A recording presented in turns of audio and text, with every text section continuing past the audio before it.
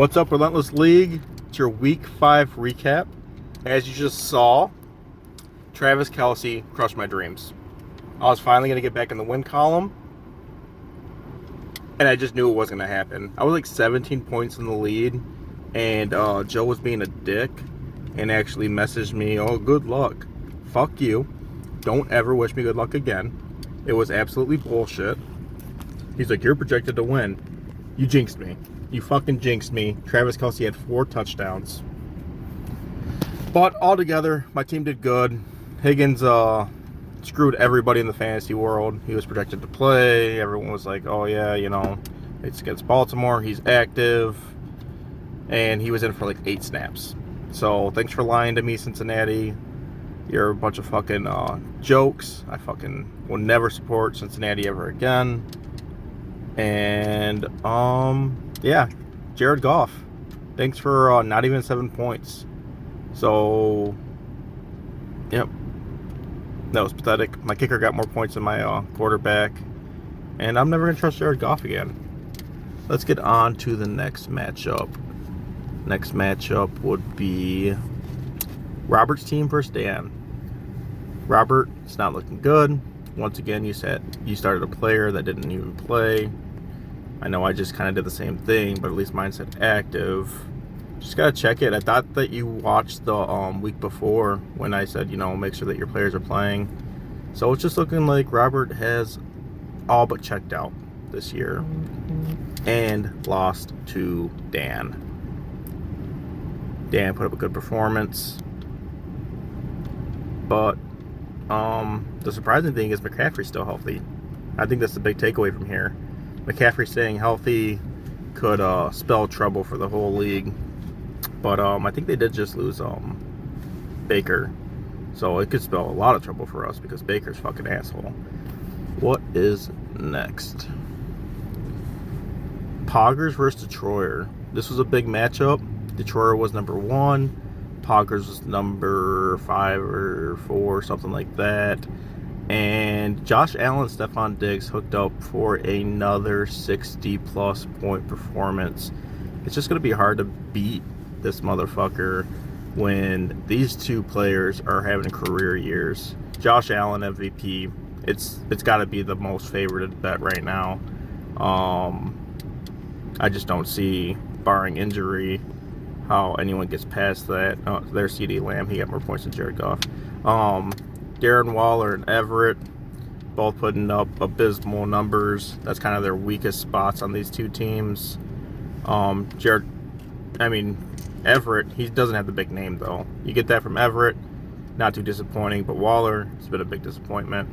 But Jason's running back core, it's just the best in our whole league.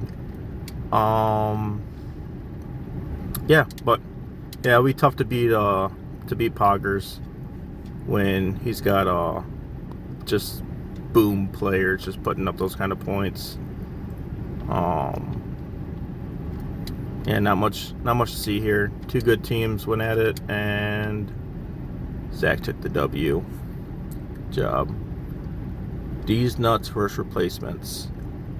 D's nuts. Got a W. Something that I can't even buy. Like, I literally just can't get a W, and D's nuts is doing it more than once this year, which I've only done it once. Fucking yeah, I can see right here 5 for Najee Harris, 5 for Williams, and 1 for Hawkinson. That's a total of like 12 points if you had the decimals. That's pathetic.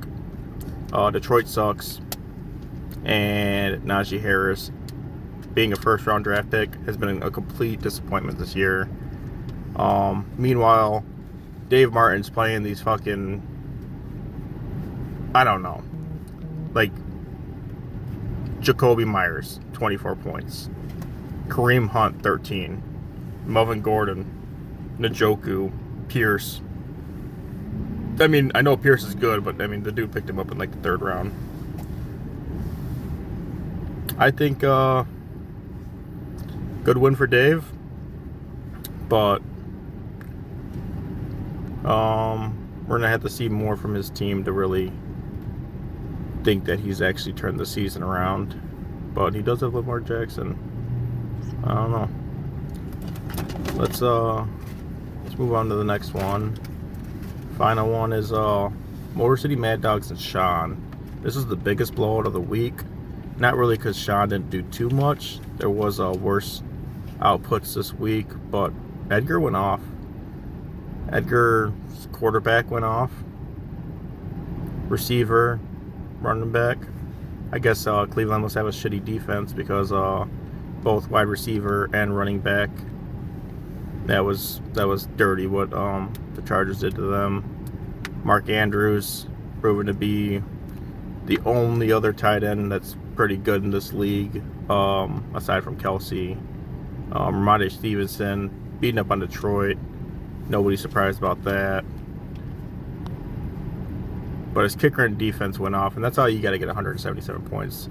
But yeah, Sean got Cooper Kupp, and that's about it. Mike Evans, I mean, he's a half a star. But yeah, Cooper Kupp's like your only star player, so I think it'll be hard for you to just keep figuring out wins. And look at that. Edgar left Gabe Davis on the bench. Imagine. He would have been pretty high up there.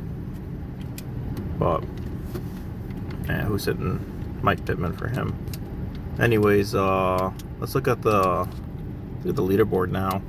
We got Edgar at 4-1. He's taking over the #1 spot. Big Chubbs and Poggers, all tied on record. Just a mere 20 points difference between the three of them and the points for. And then you got Detroit right underneath, who does have the most points in the league by 2. You know, which is pretty impressive after Edgar's 177-point performance. That he was still able to keep such a lead, and I don't expect that to change. With the consistency of Jason's running backs, he's just gonna kind of keep putting up. He'll be tough to beat every week. The big surprise is Dan's team at 3-2, and D's Nuts at 2-3. That's a pretty big surprise, but it is what it is. They've got the wins. The rest of us, we're at the bottom. We don't got the wins, and there's still a lot of season left to be played. So that's a look at what our rankings are now. Me and Robert are sitting at the toilet bowl, splishing and splashing in some fucking diarrhea, and we actually versed each other this week.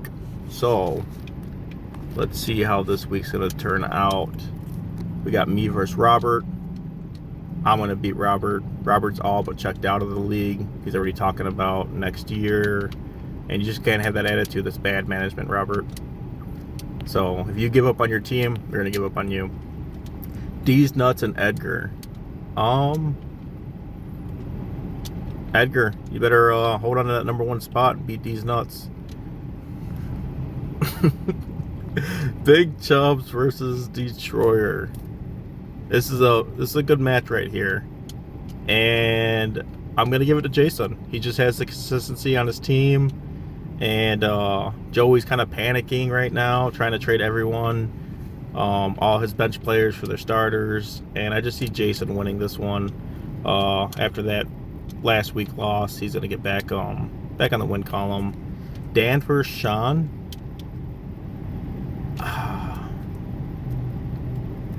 Come on, Sean. You gotta beat Dan. Nobody wants Dan to win. That's just like the cardinal sin. And I think you can be the one to bring him down. Be the one to bring it down. And replacement versus Poggers. Replacements just doesn't score any points. And this is a game where points are required to win. So I'm gonna give that one to Zach, just because his team does score points. You see what I'm putting down there? Come on, replacements. At least try to make it a battle. Let's go to our weekly standings for the power rankings. So here's the new power rankings, official power rankings week 5. And we got Detroyer, 50 last week, 46 because still has the best running backs. Joey was at 25 last week, and after a win against me, he went to 28 because his tight end is on PEDs. Zach was at 10.1%, and after beating the number one team in the league, he's actually jumped to 21.69% because Josh Allen plus Diggs equals 60 points. That's a huge advantage. Edgar, you were at 30. You scored 177 points, which shows that you could beat anyone at any given week. But 5%, that's all you're getting the increase on, because you can also lose to anyone. Some of your previous weeks were bust. So got to see some more consistency from the number one guy in our league right now. Dan's actually went up 3% because he has a 3-win streak right now. His team's just getting it done while other teams aren't. But really just a 3% upgrade because CMC is still healthy. And that's just shocking to the world. Don't expect that to be happening much longer because that guy's made out of glass. Replacements, you were at 6 last week. You've went to 5 because of Najee embarrassment. He's your number one pick. He's done nothing for you. I don't know if you could even trade him. Not even for a kicker. He's just clogging up your starting roster. Sean, you were at 25 last week, and you dropped to 20% this week after that loss. And the reason being is you only have one star player, and his name is Cooper Kupp. And I don't know if you can win consistently when you just got wide receiver 2s, running back 2s, quarterback 2s. But we'll see. Season's long. Maybe you can find a way to get into the championships. This is for championships, guys, by the way, not just playoffs. These nuts, so you actually went up 0.1%, even though you demolished your opponent. But I just don't see a path for you to make it to the championships, except for Lamar Jackson. So, we'll see what Lamar has to give you. And then, Robert, you were at 15 last week, and you went down to 4% because you're giving up. You're talking about next year. And it's just bad coaching. And to bring up coaching, I'm actually going to 80%, even though I did suffer a loss. And the reason is management. You do not go to the Super Bowl without Belichick. The management, the coaches, it's all there for my team. So we're just going to keep remembering that I am the Belichick of fantasy football, and I will be back.